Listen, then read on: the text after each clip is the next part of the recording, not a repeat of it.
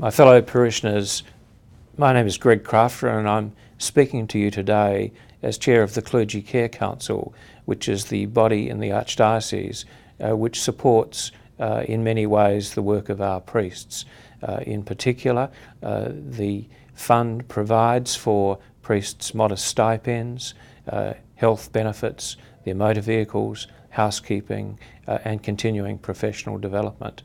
And during the month of October, we are asking each parish in the Archdiocese to focus on the first collection and raise its awareness amongst parishioners and the faithful in our parishes.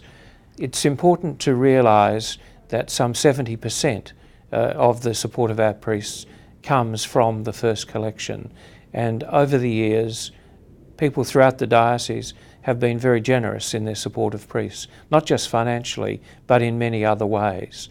We are well served by our priests who, in the length and breadth of this diocese, have given much to the service of the Church and to the people. However, times are changing and many of our priests are elderly. Many, unfortunately, are in poor health, and of course we have ever-growing numbers of priests who are retiring. In 1970, our priests all agreed that all of the first collections would be pooled and all priests would receive the same stipends and other benefits. At the moment, the income we receive is the equivalent of a little less than $2 per mass goer each week.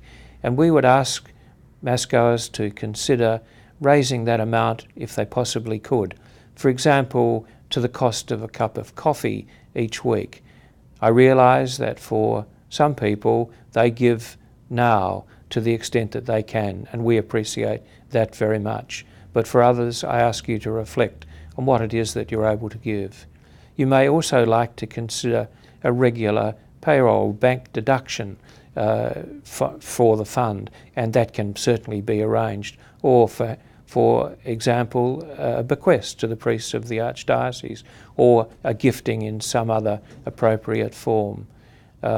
So I want to say to you that if you consider any of these forms, please contact the leaders in your parish or contact us in the church office. The office is there to help you in this regard. So all in all, this is an important part of the life of our diocese. I ask you to reflect on it seriously, and once again thank you for the great generosity that you show in your support of our priests. Please pray for our priests, for religious vocations and for a faithful laity.